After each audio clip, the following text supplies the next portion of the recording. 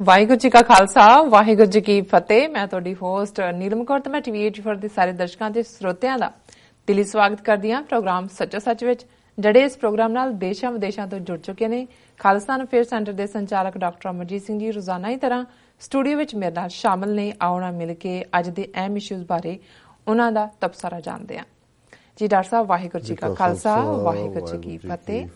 ਜੀ ਡਾਕਟਰ ਸਾਹਿਬ ਜੀ ਆਇਆਂ ਨੂੰ ਪ੍ਰੋਗਰਾਮ ਸੱਚੋ ਸੱਚ ਵਿੱਚ। ਬਹੁਤ ਸ਼ੁਕਰੀਆ ਜੀ ਡਾਕਟਰ ਸਾਹਿਬ। ਅੱਜ 20 ਨਵੰਬਰ 2017 7 ਮੱਘਰ ਨਾਨਕਸ਼ਾਹੀ ਸੰਮਤ 549 ਦਾ ਦਿਨ ਹੈ ਤੇ ਡਾਕਟਰ ਸਾਹਿਬ ਪ੍ਰੋਗਰਾਮ ਸ਼ੁਰੂ ਕਰਨ ਤੋਂ ਪਹਿਲਾਂ ਅਸੀਂ ਆਪਣੇ ਦਰਸ਼ਕਾਂ ਤੇ ਸਰੋਤਿਆਂ ਨੂੰ ਹਮੇਸ਼ਾ ਦੀ ਤਰ੍ਹਾਂ ਦੱਸ ਦਈਏ ਵੀਅਰਸ, ਜੇ ਤੁਸੀਂ ਹੱਕ ਸੱਚ ਇਨਸਾਫ ਤੇ ਪੈਰਾ ਦਿੰਦਾ ਇੱਕੋ ਇੱਕ ਚੈਨਲ TV84 ਨੂੰ ਦੇਖਣਾ ਚਾਹੁੰਦੇ ਹੋ ਤਾਂ ਤੁਸੀਂ ਦੇਖ ਸਕਦੇ ਹੋ ਸਪੈਕਟਰਮ ਕੇਬਲ, ਆਰਚਿਨ cable, Bell 5 cable in Canada, roku, Jadoo box, ਸ਼ਾਵਾ ਬੇਸ, ਫੇਸਬੁੱਕ, ਗਲੋਬਲ CPN ਦੀ ਐਪ ਰਾਹੀਂ, TV84 ਦੀ ਐਪ ਰਾਹੀਂ ਆਨਲਾਈਨ ਸਟ੍ਰੀਮਿੰਗ ਤੁਸੀਂ TV84 ਨੂੰ ਦੇਖ ਸਕਦੇ ਹੋ। ਵੀਅਰਸ, ਜੇ ਤੁਸੀਂ TV84 ਨਾਲ ਜਾਂ ਪ੍ਰੋਗਰਾਮ ਸੱਚੋ ਸੱਚ ਨਾਲ ਫੇਸਬੁੱਕ ਰਾਹੀਂ ਜੁੜੇ ਹੋ ਤਾਂ ਇਸ ਨੂੰ ਵੱਧ ਤੋਂ ਵੱਧ ਲਾਈਕ ਕਰੋ ਤੇ ਸ਼ੇਅਰ ਕਰੋ। Thank you so much. ਜੀ ਡਾਕਟਰ ਸਾਹਿਬ ਪ੍ਰੋਗਰਾਮ ਦੀ ਸ਼ੁਰੂਆਤ ਕਰਦੇ ਹਾਂ ਤੁਹਾਡੇ ਵੀਕਐਂਡ ਤੋਂ। ਜੀ ਡਾਕਟਰ ਸਾਹਿਬ ਕੀ ਕਹਿਣਾ ਤੁਹਾਡਾ? ਦੇਖੋ, ਵੀਕਐਂਡ ਦੀ ਗੱਲ ਤਾਂ ਜ਼ਰੂਰ ਕਰਾਂਗੇ। ਅੱਜ ਦਾ ਸਾਡਾ ਸਮੁੱਚਾ ਪ੍ਰੋਗਰਾਮ ਹੀ ਆਲਮੋਸਟ ਉਸ ਚੀਜ਼ ਦੇ ਉੱਤੇ ਹੀ ਵਿਚਾਰ ਚਰਚਾ ਹੈ ਜਾਂ ਉਹਨਾਂ ਸ਼ਖਸੀਅਤਾਂ ਨੂੰ ਯਾਦ ਕਰਨਾ ਹੈ ਜਿਹੜੀਆਂ ਇਸ ਦੁਨੀਆ ਤੋਂ ਚਲੀਆਂ ਗਈਆਂ ਜੀ, ਔਰ ਜਿਸ ਵਿਸ਼ੇ ਬਾਰੇ ਅਸੀਂ ਕਦੇ ਵੀ ਗੱਲ ਨਹੀਂ ਕਰਨਾ ਚਾਹੁੰਦੇ। ਬਿਲਕੁਲ। ਬਹੁਤ ਵਾਰ ਇਹ ਠੀਕ ਹੈ ਕਿ ਜ਼ਿੰਦਗੀ ਰੱਬ ਦੀ ਬਲੈਸਿੰਗ ਹੈ, ਦੁਨੀਆ ਦੇ ਵਿੱਚ ਆਉਣਾ ਰੱਬ ਦੇ ਹੁਕਮ 'ਚ ਹੈ ਔਰ ਇਸ 'ਚ ਵੀ ਕੋਈ ਸ਼ੱਕ ਨਹੀਂ ਕਿ ਜੀਵਨ ਆਨੰਦ ਦੇ ਵਿੱਚ ਗੁਜ਼ਰੇ। ਇਹ ਹਰ ਇੱਕ ਦੀ ਚਾਹਨਾ ਹੈ, ਖੁਸ਼ੀ ਇਕੱਠੀ ਕਰਨਾ ਸਾਡਾ ਜੀਵਨ ਦਾ ਮਕਸਦ ਹੈ। ਪਰ ਇੱਕ ਗੱਲ ਜਿਸ ਤੋਂ ਅਸੀਂ ਬਹੁਤ ਵਾਰ ਜਿਹਨੂੰ ਫੇਸ ਵੀ ਨਹੀਂ ਕਰਨਾ ਚਾਹੁੰਦੇ ਜਾਂ ਜਿਸ ਦਾ ਜੇ ਕਿਤੇ ਜ਼ਿਕਰ ਮਾਤਰ ਵੀ ਘਰ 'ਚ ਹੋਏ ਤੇ ਫਿਰ ਇਹ ਹੁੰਦਾ ਹੈ ਕਿ ਤੁਸੀਂ ਰੰਗ 'ਚ ਭੰਗ ਪਾ ਦਿੱਤਾ ਹੈ ਜਾਂ ਇਹ ਕਿਹੜੇ ਖੁਸ਼ੀ ਦੇ ਮੌਕੇ ਕਿਹੋ ਜਿਹੀ ਗੱਲ ਕੀਤੀ। ਔਰ ਬਹੁਤ ਵਾਰ ਈਵਨ ਜਿਨ੍ਹਾਂ ਨੂੰ ਅਸੀਂ ਜਿਵੇਂ ਜੇ ਅਸੀਂ ਹਿੰਦੂ ਇਤਿਹਾਸ ਵੱਲ ਵੀ ਨਜ਼ਰ ਮਾਰੀਏ ਤੇ ਉਹਨਾਂ ਦੇ ਡਿਫਰੈਂਟ ਪੁਰਾਣ ਨੇ ਔਰ ਉਹਨਾਂ ਦੇ ਵਿੱਚ ਇੱਕ ਗਰੜ ਪੁਰਾਣ ਹੈ ਔਰ ਗਰੜ ਉਸ ਬਰਡ ਨਾਲ ਜੁੜਿਆ ਹੋਇਆ ਹੈ। ਜਿਵੇਂ ਹਰ ਇੱਕ ਦੇ ਵਿੱਚ ਜਿਵੇਂ ਮੌਤ ਦਾ ਜਮਦੂਤ ਜਾਂ ਫਰਿਸ਼ਤਾ, ਇਜ਼ਰਾਈਲ, ਇਹ ਸਾਰੇ ਉਸ ਦੇ ਨਾਲ ਜੁੜੇ ਹੋਏ ਸ਼ਬਦ ਨੇ ਜੀ।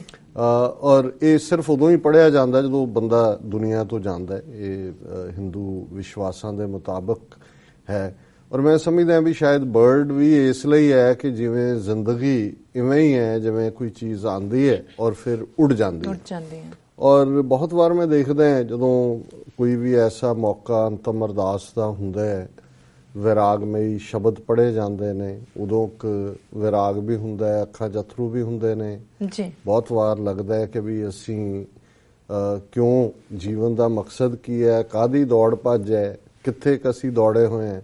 ਪਰ ਜਿਉਂ ਹੀ ਤੁਸੀਂ ਉੱਥੋਂ ਬਾਹਰ ਨਿਕਲਦੇ ਹੋ, ਕਈ ਵਾਰ ਤਾਂ ਉੱਥੇ ਬੈਠੇ ਹੀ ਸ਼ੁਰੂ ਹੋ ਜਾਂਦਾ ਵੀ ਆਹ ਕੰਮ ਰਹਿੰਦੇ ਨੇ ਅੱਜ ਦੇ, ਪਰ ਬਾਹਰ ਨਿਕਲਦਿਆਂ ਹੀ ਜਿਹੜੀ ਹੈ ਉਹੀ ਜਿਹੜੀ ਹੈ ਗੱਲ ਸ਼ੁਰੂ ਹੋ ਜਾਂਦੀ ਹੈ। ਔਰ ਉਸੇ ਪਾਰਟ ਨੂੰ ਮੈਂ ਜਦੋਂ ਈਵਨ ਜੀਵਨ ਦੇ ਹਵਾਲੇ ਨਾਲ ਵੀ ਦੇਖਦੇ ਕਿ ਜਦੋਂ ਅਸੀਂ ਅਨੰਦ ਸਾਹਿਬ ਪੜ੍ਹਦੇ ਹਾਂ ਔਰ ਗੁਰੂ ਸਾਹਿਬ ਨੇ ਉਹ ਸਾਰਾ ਜ਼ਿੰਦਗੀ ਦੀ ਸ਼ੁਰੂਆਤ ਕਿਵੇਂ ਹੁੰਦੀ ਹੈ ਕਿ ਹਰ ਜੀਓ ਗੁਫਾ ਅੰਦਰ ਰੱਖ ਕੇ ਵਾਜਾ ਪਵਨ ਵਜਾਇਆ ਵਾਜਾ ਪਾਉਣ, 9 ਦੁਆਰੇ ਪ੍ਰਗਟ ਕੀਏ, 10ਵਾਂ ਗੁਪਤ ਰਖਾਇਆ, ਗੁਰਦੁਆਰੇ ਲਾਏ ਭਾਵਨੀ, ਇੱਕ ਨਾ 10ਵਾਂ ਦੁਆਰ ਦਿਖਾਇਆ, ਤਹਿ ਅਨੇਕ ਰੂਪ ਨਾਉ ਨਵ ਨਿਧ, ਤਿਸ ਦਾ ਅੰਤ ਨ ਜਾਈ ਪਾਇਆ, ਕਹਿ ਨਾਨਕ ਹਰ ਪਿਆਰੇ ਜਿਉ, ਗੁਫਾ ਅੰਦਰ ਰੱਖ ਕੇ ਵਾਜਾ ਪਵਨ ਵਜਾਇਆ।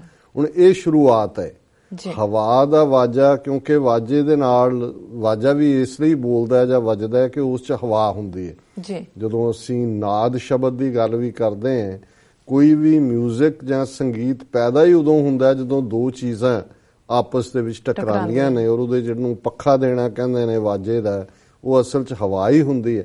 ਪਰ ਇੱਥੇ ਵੀ ਸਰੀਰ ਬੇਸ਼ੱਕ 7-8 ਮਹੀਨੇ ਦੇ ਵਿੱਚ ਜਿਹੜਾ ਉਹ ਮੁਕੰਮਲ ਹੁੰਦਾ ਹੈ ਮਾਂ ਦੀ ਕੁੱਖ ਦੇ ਵਿੱਚ, ਪਰ ਵਾਜਾ ਜਦੋਂ ਵੱਜਦਾ ਹੈ ਤੀਸਰੇ ਮਹੀਨੇ, ਚੌਥੇ ਮਹੀਨੇ, ਜਿਹਨੂੰ ਅਸੀਂ ਹਾਰਟ ਬੀਟ ਨਾਲ ਜੋੜ ਕੇ ਦੇਖਦੇ ਹਾਂ, ਤੇ ਉਸ ਦੀ ਸ਼ੁਰੂਆਤ ਹੁੰਦੀ ਹੈ। ਜ਼ਿੰਦਗੀ ਅੰਦਰ ਧੜਕ ਰਹੀ ਹੁੰਦੀ ਹੈ, ਪਰ ਜਿਉਂ ਹੀ ਇਹ ਮੁਕੰਮਲ ਹੋ ਜਾਂਦੀ ਹੈ ਅੰਦਰ ਦੀ ਪ੍ਰੋਸੈਸ, ਫਿਰ ਲਿਵ ਛੁੜਕੀ ਲੱਗੀ ਤ੍ਰਿਸ਼ਨਾ ਮਾਇਆ ਅਮਰ ਵਰਤਾਇਆ। ਹੁਣ ਜਿਉਂ ਹੀ ਉਹ ਦੁਨੀਆ ਦੇ ਵਿੱਚ ਜਿਸ ਨੂੰ ਅਸੀਂ ਖੁਸ਼ੀ, ਜਨਮ, ਪੈਦਾਇਸ਼, ਮੁੰਡਾ, ਕੁੜੀ, ਬਾਜੇ, ਗਾਜੇ ਸਾਰਾ ਉਹਦੇ ਨਾਲ ਜੁੜਿਆ ਹੁੰਦਾ ਹੈ, ਉਸ ਦਾ ਜਿਹੜਾ ਨੈਰੇਸ਼ਨ ਹੈ ਕਿ ਲਿਵ ਛੁੜਕੀ, ਇਧਰ ਇੱਕ ਆਧਾਰ ਸੀ, ਬੇਸ਼ੱਕ ਉਹ ਮਜਬੂਰੀ ਸੀ ਜਾਂ ਉਹ ਕੋਈ ਕੁਦਰਤ ਦਾ ਆਪਣਾ ਰੰਗ ਹੈ, ਪਰ ਉਹ ਜ਼ਿੰਦਗੀ ਦਾ ਮੁਕੰਮਲ ਹੋਣਾ 9 ਮਹੀਨੇ ਦੇ ਐਵਰੇਜ ਪੀਰੀਅਡ ਦੇ ਵਿੱਚ। ਪਰ ਜਿਉਂ ਹੀ ਉਹ ਕਨੈਕਸ਼ਨ ਟੁੱਟਿਆ, ਪਲਾਸੈਂਟਾ ਕੱਟਿਆ ਗਿਆ, ਨਾੜੂ ਕੱਟਿਆ ਗਿਆ, ਲਿਵ ਛੁੜਕੀ, ਲੱਗੀ ਤ੍ਰਿਸ਼ਨਾ, ਮਾਇਆ ਅਮਰ ਵਰਤਾ। ਅਮਰ ਅਰਬੀ ਦਾ ਸ਼ਬਦ ਹੈ ਜਿਸ ਦਾ ਮਤਲਬ ਹੈ ਹੁਕਮ ਜੀ, ਕਿ ਨਾਲ ਦੀ ਨਾਲ ਹੀ ਇੱਕ ਪਾਸੇ ਦੀ ਜ਼ਿੰਦਗੀ ਖਤਮ ਹੋਈ ਤੇ ਫਿਰ ਉਹ ਜ਼ਿੰਦਗੀ ਸ਼ੁਰੂ ਹੋਈ ਜਿੱਥੇ ਮਾਇਆ ਦਾ ਹੁਕਮ ਚੱਲਦਾ ਹੈ। ਔਰ ਮਾਇਆ ਦੇ ਹੁਕਮ 'ਚ ਪਹਿਲੀ ਗੱਲ ਲੱਗੀ ਤ੍ਰਿਸ਼ਨਾ, ਡਿਜ਼ਾਇਰਸ ਦੇ ਨਾਲ ਸਾਡੀ ਜ਼ਿੰਦਗੀ ਦੀ ਸ਼ੁਰੂਆਤ ਹੁੰਦੀ ਹੈ। ਔਰ ਮੈਂ ਪਿਛਲੇ ਦਿਨਾਂ 'ਚ ਇੱਕ ਪਾਕਿਸਤਾਨ ਦੇ ਬੜੀ ਅੰਜੀਮ ਸ਼ਾਇਰਾ, ਲੇਖਕਾ ਰਾਦਰ ਔਰ ਬੜੀ ਫਿਲਾਸਫਰ ਕਪਲ ਜਿਨ੍ਹਾਂ ਨੂੰ ਯਾਦ ਕੀਤਾ ਜਾਂਦਾ ਅੱਜ ਵੀ, ਔਰ ਉਹਨਾਂ 'ਚ ਜਿਹੜੇ ਨੇ ਉਹ ਅਫਜ਼ਲ ਸਾਹਿਬ ਨੇ, ਅਫਜ਼ਲ ਅਹਿਮਦ, ਔਰ ਉਹਨਾਂ ਦੇ ਵਿੱਚ ਜਿਹੜੇ ਨੇ ਬਾਨੋ ਆਪਾ ਕਰਕੇ ਉਹਨਾਂ ਨੂੰ ਕਿਹਾ ਜਾਂਦਾ ਸੀ, ਔਰ ਬਾਨੋ ਕੁਰਦੀਆ ਬਾਪਾ ਜਾਂ ਕੁਰਦਸ਼ ਬਾਨੋ ਆਪਾ, ਉਹਨਾਂ ਦੇ ਘਰੋਂ ਬੀਬੀ ਜੀ। ਸੋ ਉਹਨਾਂ ਦਾ ਜਦੋਂ ਮੈਂ ਇੱਕ ਇੰਟਰਵਿਊ ਦੇਖ ਰਿਹਾ ਸੀ, ਔਰ ਉਹਨਾਂ ਨੂੰ ਬੜੇ ਅਕੰਪਲਿਸ਼ਡ, ਉਹਨਾਂ ਦਾ ਗਿੱਧ ਰਾਜਾ ਜਿਹੜਾ ਰਾਈਟ ਅਪ ਹੈ ਉਹ ਫਿਨੋਮੀਨਲ ਜਾਂ ਕਲਾਸਿਕ ਦੇ ਤੌਰ ਤੇ ਹੈ। ਔਰ ਜਿਵੇਂ ਅਫਜ਼ਲ ਸਾਹਿਬ ਉਹਨਾਂ ਨੂੰ ਜਿਹੜਾ ਉਹ ਯਾਦ ਕੀਤਾ ਜਾਂਦਾ ਹੈ ਬੜੇ ਸਿੱਖ ਦੋਸਤ ਕਪਲ ਦੇ ਨਾਤੇ ਜੀ। ਸੋ ਉਹਦੇ 'ਚ ਉਹਨਾਂ ਨੂੰ ਪੁੱਛਿਆ, ਉਹਨਾਂ ਨੇ ਕਿਹਾ ਵੀ ਮੈਂ ਅੱਜ ਤੱਕ ਇਹੀ ਲੱਭ ਰਹੀ ਹਾਂ ਕਿ ਵੀ ਹਯਾਤੀ ਦਾ, ਜ਼ਿੰਦਗੀ ਦਾ ਮਕਸਦ ਕੀ ਹੈ। ਮੈਂ ਹਰ ਚੀਜ਼ ਜਿਹੜੀ ਹੈ ਉਸ 'ਚੋਂ ਗੁਜ਼ਰੀ ਹੈ, ਪਰ ਜ਼ਿੰਦਗੀ ਦਾ ਬਹੁਤ ਵਾਰ ਜਦੋਂ ਅਸੀਂ ਇਸ ਮਕਸਦ ਦੇ ਨਾਲ ਜੁੜੇ ਹੁੰਦੇ ਹਾਂ ਕਿ ਉਹ ਇੱਕ ਪਾਸੇ ਮਾਇਆ ਅਮਰ ਵਰਤਾਇਆ ਚੱਲ ਰਿਹਾ ਹੁੰਦਾ, ਦੂਸਰੇ ਪਾਸੇ ਤੁਹਾਡੀ ਸਰਚ ਚੱਲ ਰਹੀ ਹੁੰਦੀ ਹੈ। ਇੱਥੇ ਵੀ ਬਹੁਤ ਵਾਰ ਇੱਥੋਂ ਦੇ ਹੁਣ ਯੰਗਸਟਰ ਬੱਚੇ ਬੱਚੀਆਂ ਵੀ ਜਿਹੜੇ ਅਦਰਵਾਈਜ਼ ਕਈ ਪਾਸਿਓਂ ਇਮਾਨਦਾਰ ਨੇ, ਕਈ ਪਾਸਿਓਂ ਵਿਗੜੇ ਹੋਏ ਨੇ, ਤੇ ਉਹਨਾਂ ਨੂੰ ਕਹਿਣਗੇ ਜੀ ਅੱਜ ਕੱਲ੍ਹ ਕੀ ਚੱਲ ਰਿਹਾ, I am searching myself. So ਉਹਨਾਂ ਦਾ ਬੇਸ਼ੱਕ ਇਹ ਹੁੰਦਾ, ਉਹਨਾਂ ਦਾ ਇੱਕ ਡਿਫਰੈਂਟ ਪਰਸਪੈਕਟਿਵ ਹੈ, ਬਟ ਅਲਟੀਮੇਟਲੀ ਜਦੋਂ ਤੁਹਾਡੇ ਅੰਦਰ ਖਲਾ ਆਉਂਦਾ ਹੈ, ਤੁਸੀਂ ਆਪਣੇ ਆਪ ਨੂੰ ਜਾਣਨ ਦੀ ਕੋਸ਼ਿਸ਼ ਕਰਦੇ ਹੋ ਕਿ ਆਫਟਰ ਆਲ ਮੈਂ ਚਾਹੁੰਦਾ ਕੀ ਹਾਂ ਜਾਂ ਮੈਂ ਚਾਹੁੰਦੀ ਕੀ ਹਾਂ। ਔਰ ਇਹਨੂੰ ਰੂਹਾਨੀ ਦੁਨੀਆ 'ਚ ਗੁਰੂ ਸਾਹਿਬ ਨੇ ਫਰਮਾਇਆ ਸੀ ਕਿ ਬਈ ਮਨ ਤੂੰ ਜੋਤ ਸਰੂਪ ਹੈ, ਆਪਣਾ ਮੂਲ ਪਛਾਣ, ਕਿ ਜੇ ਜੀਵਨ ਦਾ ਮਕਸਦ ਸਾਨੂੰ ਮਿਲ ਜਾਂਦਾ ਹੈ ਤੇ ਜੀਵਨ ਦੇ ਅੰਦਰ ਰਸ ਹੁੰਦਾ ਹੈ, ਉਹ ਕੇਂਦਰ ਹੁੰਦਾ ਹੈ, ਸੈਂਟਰ ਹੁੰਦਾ ਹੈ। ਜਿਵੇਂ ਹਰ ਚੱਕੇ ਦਾ ਆਧਾਰ ਉਹਦਾ ਸੈਂਟਰਲ ਐਕਸਲ ਹੈ, ਉਹਦੇ ਦੁਆਲੇ ਘੁੰਮ ਰਿਹਾ, ਔਰ ਇਸੇ ਤਰ੍ਹਾਂ ਜੇ ਅਸੀਂ ਕੁੱਲ ਕਾਇਨਾਤ ਦੇਖੀਏ ਉਹਦਾ ਇੱਕ ਸੈਂਟਰ ਹੈ, ਹਰ ਚੀਜ਼ ਘੁੰਮ ਰਹੀ ਹੈ। ਉਹਨੂੰ ਅਸੀਂ ਜਦੋਂ ਇਹ ਪੜ੍ਹਦੇ ਹਾਂ, ਕੋਲੂ, ਚਰਖਾ, ਚੱਕੀ, ਚੱਕ, ਥਲ ਵਰੋਲੇ ਬਹੁਤ ਅਨੰਤ, ਲਾਟੂ ਮਧਾਣੀਆਂ ਅਨਗਾ, ਪੰਖੀ ਭੌਂਦਿਆਂ ਲੈਣ ਨਾ ਸਾ, ਸੂਏ ਚਾੜ ਭਵਾਈਏ ਜੰਤ, ਨਾਨਕ ਭੌਂਦਿਆਂ ਗਣਤ ਨਾਂਤ। ਹੁਣ ਤੁਸੀਂ ਜੇ ਸਾਰੇ ਜਿਹੜੇ ਗੁਰੂ ਸਾਹਿਬ ਨੇ ਇਹਦੇ ਚ ਅਲੰਕਾਰ ਇਸਤੇਮਾਲ ਕੀਤੇ, ਉਹ ਸਭ ਇਨ ਮੋਸ਼ਨ ਨੇ। ਕੋਲੂ ਯਾਨੀ ਕੋਲੂ ਚੱਲ ਰਿਹਾ, ਕੋਲੂ, ਚਰਖਾ ਘੁੰਮ ਰਿਹਾ, ਚੱਕੀ ਘੁੰਮ ਰਹੀ ਹੈ, ਥਲ ਵਰੋਲੇ ਜਦੋਂ ਇਹ ਵਰਲਵਿੰਡਸ ਆਉਂਦੀਆਂ ਨੇ, ਜਿਹਨੂੰ ਜਿਹੜਾ ਹੈ ਉਹ ਘੁੰਮ ਕੇ ਸਭ ਕੁਝ ਜੋ ਉਹਦੇ ਚ ਆਉਂਦਾ ਉਹਨੂੰ ਚੁੱਕ ਕੇ ਲੈ ਜਾਂਦਾ, ਸਗੋਂ ਜਿਹੜਾ ਵਾਵ ਰੋਲਾ ਹੁੰਦਾ ਉਹਨੂੰ ਥਲ ਡੈਜ਼ਰਟ ਦੇ ਵਿੱਚ ਜ਼ਿਆਦਾ ਹੁੰਦੇ ਨੇ ਬਹੁਤ। ਲਾਟੂ ਵੀ ਘੁੰਮ ਰਿਹਾ, ਮਧਾਣੀ ਵੀ ਘੁੰਮ ਰਹੀ ਹੈ, ਅਨਗਾ ਅੰਨ ਦੇ ਫਾਲੇ ਉਹ ਵੀ ਉਸ ਸ਼ੇਪ ਚ ਨੇ, ਪੰਖੀ ਭੌਂਦਿਆਂ ਲੈਣ ਨਾ ਸਾਹ, ਜਿਹੜੇ ਬਰਡਸ ਨੇ ਅਸੀਂ ਦੇਖ ਰਹੇ ਹਾਂ ਉਹ ਮਾਈਗ੍ਰੇਟਰੀ ਬਰਡਸ ਦੀ ਗੱਲ ਹੋਏ ਜਾਂ ਅਦਰਵਾਈਜ਼ ਵੀ ਇਨ ਸਰਕਲ ਹੈ। ਔਰ ਗੁਰੂ ਸਾਹਿਬ ਨੇ ਸਾਰਾ ਕਿਹਾ ਵੀ ਹਰ ਚੀਜ਼ ਇਨ ਮੋਸ਼ਨ ਹੈ, ਹਰ ਚੀਜ਼ ਘੁੰਮ ਰਹੀ ਹੈ। ਉਹ ਇਵੇਂ ਹੀ ਹੈ ਕਿ ਸੂਏ ਚਾੜ ਭਵਾਈਏ ਜੰਤ, ਕਿ ਜਿਵੇਂ ਸੂਏ ਤੇ ਰੱਬ ਨੇ ਚਾੜਿਆ, ਉਹਨੂੰ ਗੇੜਾ ਦਿੱਤਾ, ਘੁੰਮੀ ਜਾਂਦਾ। ਹੁਣ ਉਹਨਾਂ ਸਭ ਦਾ ਇੱਕ ਫੋਕਸ ਹੈ, ਕੁਦਰਤ ਸਾਰੀ ਨੇਮ ਦੇ ਵਿੱਚ ਹੈ, ਭਾਵੇਂ ਧਰਤੀ ਸੂਰਜ ਦੇ ਦੁਆਲੇ ਘੁੰਮਦੀ ਹੈ, ਚੰਦਰਮਾ ਧਰਤੀ ਦੇ ਦੁਆਲੇ ਹੈ, ਔਰ ਇਸ ਤਰ੍ਹਾਂ ਕਿਵੇਂ ਖੰਡ ਬਣਦੇ ਨੇ, ਬ੍ਰਹਿਮੰਡ ਬਣਦੇ ਨੇ, ਉਹਨਾਂ 'ਚ ਕਿਵੇਂ ਗੈਲੈਕਸੀਜ਼ ਨੇ, ਸਾਰਾ ਕੁਝ ਕਾਸਮੋਸ ਕੀ ਹੈ, ਹਰ ਚੀਜ਼ ਮੋਸ਼ਨ ਦੇ ਵਿੱਚ ਹੈ। ਔਰ ਹਰ ਇੱਕ ਨੂੰ ਪਤਾ ਹੈ ਵੀ ਉਹਨੇ ਕੀ ਕਰਨਾ ਹੈ, ਭਾਵੇਂ ਉਹ ਬੇਜਾਨ ਨੇ ਜਾਂ ਜਿਨ੍ਹਾਂ ਦੇ ਵਿੱਚ ਜਿਹੜੀ ਨੇਚਰ ਹੈ ਉਸ 'ਚ ਸਾਨੂੰ ਲੱਗਦਾ ਵੀ ਜ਼ਿੰਦਗੀ ਸਾਡੇ, ਪਰ ਜਿਨ੍ਹਾਂ 'ਚ ਸਾਡੇ 'ਚ ਦਿਲ ਧੜਕਦਾ ਹੈ, ਸਾਡੇ ਮਾਇਆ ਅਮਰ ਵਰਤਾਇਆ, ਸਾਡੇ ਹੁਕਮ ਕਿਸੇ ਹੋਰ ਦਾ ਚੱਲਦਾ, ਅਸੀਂ ਆਪਣੇ ਸੈਂਟਰ ਨੂੰ, ਕੇਂਦਰ ਨੂੰ, ਜ਼ਿੰਦਗੀ ਦੇ ਮਕਸਦ ਨੂੰ ਕਦੇ ਲੱਭ ਹੀ ਨਹੀਂ ਸਕਦੇ ਜਾਂ ਲੱਭਣ ਦੀ ਕੋਸ਼ਿਸ਼ ਵੀ ਨਹੀਂ ਕਰਦੇ, ਕਿਉਂਕਿ ਇੰਨਾ ਕੁਝ ਦੂਸਰੀਆਂ ਚੀਜ਼ਾਂ ਨੇ ਘੇਰਿਆ ਹੁੰਦਾ ਹੈ ਕਿ ਅਸੀਂ ਵਕਤ ਦੀ ਕੈਜੂਅਲਟੀ ਬਣ ਜਾਂਦੇ ਹਾਂ। ਔਰ ਬਹੁਤ ਵਾਰ ਸਾਡੇ ਕੋਲ ਕਿਸੇ ਚੀਜ਼ ਦਾ ਵਕਤ ਨਹੀਂ ਹੁੰਦਾ, ਔਰ ਘੁੰਮਦੇ ਫਿਰ ਉਹੀ ਆ ਜਾਂਦਾ ਪਾਰਟ ਕਿ ਭਾਈ ਜਿਹਨੂੰ ਕਹਿੰਦੇ ਨੇ ਵੀ ਕਾਢੋ ਹੋਣ ਲੱਗ ਜਾਂਦੀ ਹੈ। ਔਰ ਉਹਦੇ ਚ ਵੀ ਫਿਰ ਅਸੀਂ ਦੇਖਦੇ ਹਾਂ ਕਿ ਵੀ ਅੱਜ 2 ਮੈਰਿਜ ਪਾਰਟੀਆਂ ਨੇ, ਇੱਕ ਫਿਊਨਰਲ ਤੇ ਜਾਣਾ ਹੈ, ਦੂਜਾ ਉਹਨੂੰ ਤੁਸੀਂ ਬੈਲੈਂਸ ਕਰ ਰਹੇ ਹੁੰਦੇ ਹੋ।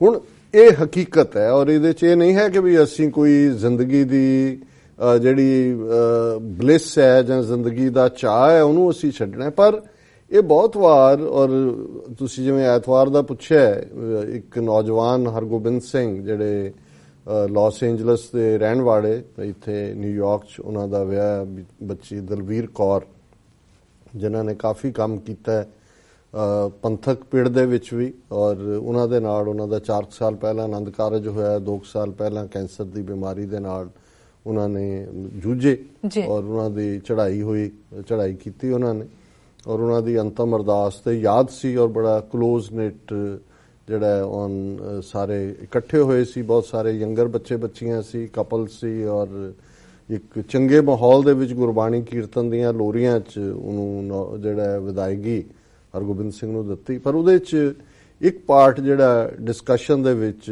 ਦਲਵੀਰ ਕੌਰ ਜਿਨ੍ਹਾਂ ਨੇ ਆਪਣੇ ਹਸਬੈਂਡ ਨੂੰ ਫਾਈਨਲ ਟ੍ਰਿਬਿਊਟ ਦਿੰਦੇ ਆ ਇਹ ਗੱਲ ਕਹੀ, ਉਹਨਾਂ ਨੇ ਕਿਹਾ ਕਿ ਵੀ ਅਕਸਰ ਹਰਗੋਬਿੰਦ ਇਹ ਕਹਿੰਦੇ ਸੀ ਕਿ ਵੀ ਅਸੀਂ ਬਹੁਤ ਵਾਰ ਜ਼ਿੰਦਗੀ ਪਲਾਨ ਕਰਦੇ ਹਾਂ, ਵੀ 2 ਸਾਲ ਬਾਅਦ ਅਸੀਂ ਫੈਮਿਲੀ, 4 ਸਾਲ ਬਾਅਦ ਇਹ, ਫਿਰ ਘਰ, ਫਿਰ ਦੂਜਾ, ਫਿਰ ਤੀਜਾ, ਅਸੀਂ ਕਦੇ ਮੌਤ ਪਲਾਨ ਨਹੀਂ ਕੀਤੀ ਕਿ ਵੀ ਉਹਨਾਂ ਨੇ ਕਹਿਣਾ ਵੀ ਇਹ ਜ਼ਰੂਰੀ ਹੈ ਕਿ ਵੀ ਅਸੀਂ ਇਹ ਪਲਾਨ ਕਰੀਏ ਵੀ ਇੱਥੋਂ ਕਿੱਥੋਂ ਸ਼ੁਰੂ ਹੋਏਗਾ ਸਫ਼ਰ, ਔਰ ਉਸ ਦੇ ਲਈ ਅਸੀਂ ਆਪਣੇ ਆਪ ਨੂੰ ਤਿਆਰ ਕਰੀਏ। ਔਰ ਜਿਸ ਕਿਸਮ ਦਾ, ਹਾਲਾਂਕਿ ਮੈਂ ਇਸ ਨੂੰ ਦੂਸਰੇ ਸੈਕਸ਼ਨ 'ਚ ਵਿਚਾਰ ਲਈ ਰੱਖਣਾ ਸੀ, ਪਰ ਹੁਣ ਗੱਲ ਤੁਸੀਂ ਸ਼ੁਰੂ ਕੀਤੀ, ਔਰ ਉਹਦੇ 'ਚ ਜਿਹੜੀ ਪਾਰਟ ਕੀਰਤਨੀ ਸਿੰਘ ਜਿਹੜੇ ਐਲਏ ਤੋਂ ਖਾਸ ਤੌਰ ਤੇ ਆਏ ਸੀ, ਔਰ ਬੜਾ ਖੂਬਸੂਰਤ ਉਹਨਾਂ ਨੇ ਕੀਰਤਨ ਕੀਤਾ। ਅਸੀਂ TV 84 ਦੀ ਟੀਮ ਨੇ ਉਹਨੂੰ ਰਿਕਾਰਡ ਕੀਤਾ, ਸਾਰੇ ਪ੍ਰੋਗਰਾਮ ਨੂੰ ਆਉਣ ਵਾਲੇ ਦਿਨਾਂ 'ਚ ਅਸੀਂ ਸ਼ੋਅ ਕਰਾਂਗੇ, ਦਰਸ਼ਕ ਕੁਝ ਪਿਕਚਰਸ ਦੇਖ ਰਹੇ ਹੋਣਗੇ ਸਕਰੀਨ ਦੇ ਉੱਤੇ। ਔਰ ਉਹਦੇ 'ਚ ਜਿਹੜੇ ਕੀਰਤਨੀ ਸਿੰਘ ਨੇ ਕਿਹਾ, ਕਿਉਂਕਿ ਹਰਗੋਬਿੰਦ ਸਿੰਘ ਕੈਂਸਰ ਦਾ ਸ਼ਿਕਾਰ ਹੋਏ ਔਰ ਬ੍ਰੇਨ ਟਿਊਮਰ, ਔਰ ਉਹਨਾਂ ਦਾ ਆਲਮੋਸਟ ਹਾਫ ਸਕੈਲਪ ਹੀ ਲਾਇਆ ਹੋਇਆ ਸੀ, ਜਿਵੇਂ ਰਿਕਵਰ ਹੋਏ 11 ਕਿ 12 ਸਰਜਰੀਜ਼ ਹੋਈਆਂ, ਜਿਵੇਂ ਸਾਰੀ ਡੀਟੇਲ ਉਹਨਾਂ ਨੇ ਦੱਸੀ। ਔਰ ਉਹਨਾਂ ਨੇ ਸਿੰਘ ਕੀਰਤਨੀ ਕਹਿਣ ਲੱਗਿਆ ਕਿ ਮੈਂ ਜਦੋਂ ਉਹਨਾਂ ਨੂੰ ਮਿਲਿਆ, ਔਰ ਮੈਂ ਉਹਨਾਂ ਨੂੰ ਚੜ੍ਹਦੀ ਕਲਾ 'ਚ ਹਮੇਸ਼ਾ, ਉਹ ਗੱਤਕੇ ਦੇ ਵੀ ਬਹੁਤ ਚੰਗੇ ਪਲੇਅਰ, ਔਰ ਉਹਨਾਂ ਨੇ ਇਨਸਪਾਇਰ ਕੀਤਾ, ਤਾਂ ਉਹਨਾਂ ਨੂੰ ਮੈਂ ਪੁੱਛਿਆ ਕਿ ਵੀ ਕਿਵੇਂ ਮਹਿਸੂਸ ਕਰਦੇ ਹੋ ਜੀ, ਉਹਨੇ ਕਿਹਾ ਕਿ ਨਾਊ I can feel the pain of ਭਾਈ ਤਾਰੂ ਸਿੰਘ। ਹੁਣ ਜਦੋਂ ਅਸੀਂ ਭਾਈ ਤਾਰੂ ਸਿੰਘ ਦੇ ਖੋਪਰੀ ਉਤਰਵਾਣ ਦਾ ਇਤਿਹਾਸਕ ਵਾਕਿਆ ਯਾਦ ਕਰਦੇ ਹਾਂ, ਹੁਣ ਜੇ ਤੁਹਾਡਾ ਆਲਮੋਸਟ ਤੁਸੀਂ ਉਸ ਸਾਰੇ ਚੋਂ ਨਿਕਲੇ ਹੋ, ਪਰ ਤੁਸੀਂ ਐਜ਼ ਏ ਵਾਰੀਅਰ, ਈਵਨ ਇੱਕ ਬੈਟਲ ਜ਼ਿੰਦਗੀ ਦੀ ਜੰਗ ਦਾ ਮੈਦਾਨ ਹੈ ਜਿਹਦੇ 'ਚ ਕਿ ਤੁਸੀਂ ਦੁਸ਼ਮਣ ਦੇ ਨਾਲ ਲੜਦੇ ਹੋ, ਇੱਕ ਜ਼ਿੰਦਗੀ ਦੀ ਬੈਟਲ ਤੁਹਾਡੀ ਆਪਣੀ ਜ਼ਿੰਦਗੀ ਦਾ ਮੈਦਾਨ, ਜਿਹੜਾ ਬੇਸ਼ੱਕ ਲੜਾਈ ਅਸੀਂ ਰੋਜ਼ ਲੜਦੇ ਹਾਂ, ਸਵੇਰ ਤੋਂ ਸ਼ਾਮ ਤੱਕ ਅੰਦਰ ਦੇ ਵਿਕਾਰਾਂ ਨਾਲ ਵੀ ਲੜਾਈ ਹੈ, ਜੀਵਨ ਦੀਆਂ ਮੁਸ਼ਕਲਾਂ ਦੇ ਨਾਲ ਵੀ ਹੈ, ਮੁਸੀਬਤਾਂ ਦੇ ਨਾਲ ਵੀ ਹੈ, ਪਰ ਬਿਮਾਰੀ ਜਿਹੜੀ ਹੈ, ਔਰ ਇਸ ਕਿਸਮ ਦੀਆਂ ਜਦੋਂ ਨਾਮਰਾਦ ਬਿਮਾਰੀਆਂ ਆਉਂਦੀਆਂ ਨੇ, ਤੇ ਇਹ ਕਹਿਣਾ ਸੌਖਾ ਹੈ, ਉਦੋਂ ਹੀ ਅਲਟੀਮੇਟਲੀ ਤੁਹਾਡੀ ਉਸ ਸਪਿਰਿਟ ਦੀ ਪਰਖ ਵੀ ਹੁੰਦੀ ਹੈ। ਤੇ ਉਹਨਾਂ ਨੇ ਕੀਰਤਨ 'ਚ 2-3 ਵਾਰ ਦੁਹਰਾਇਆ ਕਿ ਵੀ ਉਹਨਾਂ ਨੇ ਕਿਹਾ ਵੀ ਮੈਂ ਪਹਿਲਾਂ ਹੀ ਇੱਜ਼ਤ ਕਰਦਾ ਸੀ, ਪਰ ਇਹਦੇ ਨਾਲ ਮੇਰਾ ਮਨ ਦੇ ਵਿੱਚ ਕਿਤੇ ਦਾ ਕਿਤੇ ਉਹ ਮੁਕਾਮ ਪਹੁੰਚਿਆ ਕਿ ਨਾਊ I can feel the pain of ਭਾਈ ਤਾਰੂ ਸਿੰਘ ਜੀ। ਹੁਣ ਜ਼ਾਹਰ ਹੈ ਕਿ ਵੀ ਜਦੋਂ ਅਸੀਂ ਇਸ ਵਾਕਿਆ ਤੋਂ ਹੀ ਗੱਲ ਸ਼ੁਰੂ ਕੀਤੀ ਹੈ, ਔਰ ਇਹਨਾਂ ਪਿਛਲੇ 2-4 ਦਿਨਾਂ ਦੇ ਵਿੱਚ ਹੀ 3-4 ਜਿਹੜੇ ਸਾਡੇ ਬਹੁਤ, ਜਿਨ੍ਹਾਂ ਨਾਲ ਮੇਰਾ ਨਿੱਜੀ ਵੀ ਕਿਸੇ ਨਾ ਕਿਸੇ ਲੈਵਲ ਤੇ ਜਿਹੜਾ ਰਿਸ਼ਤਾ ਰਿਹਾ, ਔਰ ਕੌਮੀ ਤੌਰ ਦੇ ਉੱਤੇ ਜਦੋਂ ਤੁਸੀਂ ਉਹਨਾਂ ਦੀ ਕੰਟਰੀਬਿਊਸ਼ਨ ਦੇਖਦੇ ਹੋ, ਜ਼ਾਹਰ ਹੈ ਕਿ ਮੈਂ ਵੱਡੇ ਪੰਥ ਪਰਿਵਾਰ ਦੇ ਤੌਰ ਤੇ ਦੇਖਦਾ ਕਿ ਵੀ ਜਦੋਂ ਤੁਹਾਡੇ ਨਾਲ, ਜਿਨ੍ਹਾਂ ਨਾਲ ਤੁਸੀਂ ਮਿਲੇ ਹੁੰਦੇ ਹੋ, ਵਿਚਾਰ ਕੀਤੀ ਹੁੰਦੀ ਹੈ, ਉਸੇ ਰਸਤੇ ਦੇ ਪਾਂਧੀ ਹੁੰਦੇ ਹੋ, ਔਰ ਫਿਰ ਤੁਹਾਨੂੰ ਲੱਗ ਰਿਹਾ ਹੁੰਦਾ ਹੈ ਕਿ ਭਾਈ ਜਾ ਰਹੇ ਨੇ, ਹਾਲਾਂ ਉਹੀ ਜਿਹੜਾ ਤੁਸੀਂ ਤਾਂ ਇਹੀ ਕਹਿੰਦੇ ਹੋ, ਗੁਰਦੁਆਰੇ 'ਚ ਹੋ, ਅਰਦਾਸ 'ਚ ਹੋ, ਘਰ 'ਚ ਹੋ, ਕਿ ਵੀ ਪਰ ਅਲਟੀਮੇਟਲੀ ਇਹੀ ਹੈ ਕਿ ਸੱਜਣ ਮੇਰੇ ਰੰਗਲੇ ਜਾਏ ਸੁੱਤੇ ਜੀਰਾਨ, ਹੋਂ ਵੀ ਵੰਝਾਂ ਡੂਮਣੀ ਰੋਵਾਂ ਝੀਣੀ ਬਾਣ। ਜੀ ਅਲਟੀਮੇਟਲੀ ਹਰ ਇੱਕ ਨੇ ਜਾਣਾ ਔਰ ਇਸ ਵੀਕ ਦਾ ਕਿਉਂਕਿ ਇਹੀ ਕੁਝ ਪ੍ਰੋਮੀਨੈਂਟਲੀ ਮਾਈਂਡ 'ਚ ਵੀ ਚੱਲਦਾ ਰਿਹਾ ਵੀਕਐਂਡ ਤੇ ਵੀ ਅੱਜ ਵੀ,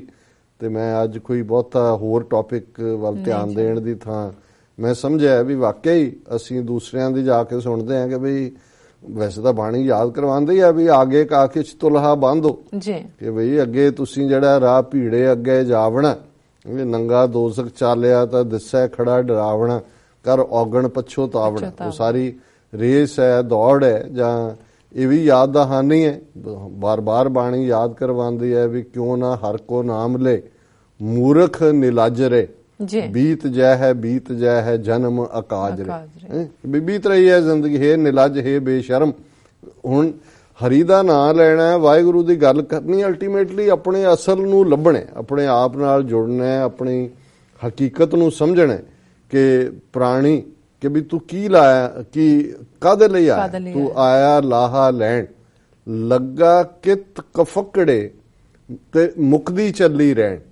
ਹੁਣ ਇਹ ਜ਼ਿੰਦਗੀ ਸਾਨੂੰ ਤਾਂ ਦਿਨ ਲੱਗਦਾ ਹੈ, ਸਾਡੇ ਲਈ ਸੋਹਣਾ ਰਾਤ ਹੈ, ਪਰ ਰੂਹਾਨੀ ਦੁਨੀਆ 'ਚ ਇਹ ਰਾਤ ਹੈ ਜਿਹੜੀ ਮੁੱਕ ਰਹੀ ਹੈ। ਤੂੰ ਹਨੇਰੇ 'ਚ ਮਾਇਆ ਅਮਰ ਵਰਤਾਇਆ 'ਚ, ਔਰ ਅਲਟੀਮੇਟਲੀ ਆਪਣੇ ਆਪ ਨੂੰ ਪੁੱਛ ਕਿ ਭਾਈ ਤੂੰ ਆਇਆ ਕਿਉਂ ਜੀ। ਔਰ ਇਹਦੇ 'ਚ ਜਦੋਂ ਅਸੀਂ ਰੂਹਾਨੀਅਤ ਦੀ ਦੁਨੀਆ ਦੇ ਐਂਗਲ ਤੋਂ ਇਸ ਗੱਲ ਨੂੰ ਦੇਖਦੇ ਹਾਂ ਤੇ ਇਹ ਜਦੋਂ ਅਸੀਂ ਭਾਈ ਗੁਰਦਾਸ ਜੀ ਦੇ ਬੋਲ ਨੇ ਬਹੁਤ ਵਾਰ ਲੱਗਦਾ ਹੁੰਦਾ ਵੀ ਸ਼ਾਇਦ ਗੁਰੂ ਗ੍ਰੰਥ ਸਾਹਿਬ 'ਚੋਂ ਨੇ, ਜਦੋਂ ਉਹਨਾਂ ਨੇ ਫਰਮਾਇਆ ਕਿ ਗੁਰਮੁਖ ਜਨਮ ਸਵਾਰ ਦਰਗਾਹ ਚੱਲਿਆ, ਸੱਚੀ ਦਰਗਾਹ ਜਾਏ ਸੱਚਾ ਪਿੜ ਮੱਲਿਆ। ਹੁਣ ਇਸ ਜੀਵਨ ਨੂੰ ਸਵਾਰਨਾ ਇਹੀ ਹੈ ਜਿਹਨੂੰ ਜੀਵਨ ਦਾ ਮਨੋਰਥ ਪਤਾ ਹੈ। ਉਹ ਫਿਰ ਜੀਵਨ ਦੇ ਵਿੱਚ ਮੋਹ ਦੇ ਵਿੱਚ, ਲੋਭ ਦੇ ਵਿੱਚ, ਹਸਦ ਦੇ ਵਿੱਚ, ਈਰਖਾ ਜਿਸ ਨੂੰ ਕਹਿੰਦੇ ਨੇ ਜੀ, ਅਹਮ ਦੇ ਵਿੱਚ, ਜਿਸ ਦੇ ਲਈ ਜਿਹੜਾ ਅਸੀਂ ਹੰਕਾਰ ਸ਼ਬਦ ਵੀ ਇਸਤੇਮਾਲ ਕਰਦੇ ਹਾਂ, ਔਰ ਉਸ ਦੇ ਲਈ ਅਨਾਹ ਵੀ ਕਹਿੰਦੇ ਨੇ, ਸਾਡੇ ਪਾਕਿਸਤਾਨੀ ਭਰਾ ਅਨਾਹ ਸ਼ਬਦ ਇਸਤੇਮਾਲ ਕਰਦੇ ਨੇ, ਹੁਮ ਜੀ, ਇਸ ਦੇ ਵਿੱਚ ਸਾਡੀ ਜ਼ਿੰਦਗੀ ਗੁਜ਼ਰ ਜਾਂਦੀ ਹੈ। ਪਰ ਕੁਝ ਉਹ ਰੂਹਾਂ ਨੇ, ਕੁਝ ਉਹ ਲੋਕ ਨੇ ਜਿਨ੍ਹਾਂ ਨੂੰ ਅਸੀਂ ਬਲੈਸਡ ਵਨ ਕਹਿੰਦੇ, ਕਿਉਂਕਿ ਅਲਟੀਮੇਟਲੀ ਇਹ ਵੀ ਸਾਨੂੰ ਰੂਹਾਨੀ ਦੁਨੀਆ 'ਚੋਂ ਹੀ ਪਤਾ ਲੱਗਦਾ ਹੈ, ਗੁਰੂ ਦੀ ਦਿੱਤੀ ਸਿੱਖਿਆ 'ਚੋਂ ਹੀ ਪਤਾ ਲੱਗਦਾ ਹੈ ਕਿ ਇਹ ਵੀ ਗੁਰੂ ਦੀ ਰਹਿਮਤ ਹੁੰਦੀ ਹੈ ਤੇ ਤੁਹਾਨੂੰ ਜੀਵਨ ਦਾ ਅਸਲ ਮਨੋਰਥ ਸਮਝ ਆਉਂਦਾ ਹੈ। ਤੇ ਕਈ ਵਾਰ ਤੁਸੀਂ ਜਦੋਂ ਗਵਾਚੇ ਹੁੰਦੇ ਹੋ, ਪੂਰਬ ਜਨਮ ਅੰਕਰ ਜਬ ਪ੍ਰਗਟੇ, ਭੇਟਿਓ ਪੁਰਖ ਰਸਕ ਬੈਰਾਗੀ। ਕਈ ਵਾਰੀ ਤੁਹਾਡੇ 'ਚੋਂ ਪਿਆ ਹੁੰਦਾ ਹੈ ਪਰ ਉਹਦੇ ਤੇ ਮਿੱਟੀ ਪਈ ਹੈ, ਕੁਛ ਨਹੀਂ, ਤਾਂ ਕੋਈ ਐਸਾ ਸੰਗ ਮਿਲਦਾ ਹੈ, ਕੋਈ ਐਸੀ ਸੰਗਤ ਮਿਲਦੀ ਹੈ, ਕੋਈ ਐਸਾ ਦਰਵੇਸ਼ ਇਨਸਾਨ ਤੁਹਾਡੀ ਜ਼ਿੰਦਗੀ 'ਚ ਆਉਂਦਾ ਹੈ, ਕੋਈ ਗੁਰਮੁਖ ਤੁਹਾਡੇ ਜੀਵਨ 'ਚ ਆਉਂਦਾ ਹੈ। ਪੂਰਬ ਜਨਮ ਅੰਕਰ ਜਬ ਪ੍ਰਗਟੇ, ਭੇਟਿਓ ਪੁਰਖ ਰਸਕ ਬੈਰਾਗੀ। ਜਦੋਂ ਰਸਕ ਰੱਬ ਦੇ ਰਸ ਨਾਲ ਭਰਿਆ ਹੋਇਆ ਦੁਨੀਆ ਤੋਂ ਵੈਰਾਗ ਦੇ ਵਿੱਚ ਇਨਸਾਨ ਮਿਲਦਾ ਤੇ ਉਹਦੇ 'ਚ ਜਿਹੜਾ ਉਹ ਅੰਕਰ ਹੈ ਜਰਮੀਨੇਟ ਕਰਦਾ ਉਹ, ਔਰ ਫਿਰ ਜਿਹੜਾ ਉਹ ਜਿਉਂ ਹੀ ਉਹ ਭੇਟਿਆ ਮੁਲਾਕਾਤ ਹੋਈ, ਜਨਮ ਜਨਮ ਕੀ ਸੋਈ ਜਾਗੀ। ਜੋ ਤੁਹਾਡੇ ਅੰਦਰ ਸੁੱਤਾ ਪਿਆ ਸੀ ਉਹ ਜਾਗਦਾ ਤੇ ਤੁਹਾਡਾ ਰੂਹਾਨੀਅਤ ਦਾ ਸਫ਼ਰ ਸ਼ੁਰੂ ਹੋ ਜਾਂਦਾ ਜੀ। ਸਿੱਖੀ ਦੇ ਵਿੱਚ ਜੀਵਨ ਜਾਚ 'ਚ ਅਸੀਂ ਦੋਨੋਂ ਹੀ ਪੱਖ ਜਦੋਂ ਸੰਤ ਤੇ ਸਿਪਾਹੀ ਦੇ ਦੇਖਦੇ, ਔਰ ਸਿਪਾਹੀ ਜਿਵੇਂ ਮੈਂ ਕਿਹਾ ਵੀ ਕੋਈ ਜ਼ਰੂਰੀ ਨਹੀਂ ਹੈ ਵੀ ਤੁਸੀਂ ਇੱਕ ਪਾਸਾ ਆਉਂਦਾ ਜਦੋਂ ਸ਼ਸਤਰਨ ਸਿਓ ਅਤ ਹੀ ਰਣ ਭੀਤਰ, ਜੂਝ ਮਰੋ ਤੋਂ ਸਾਚ ਭਤੀਜੇ।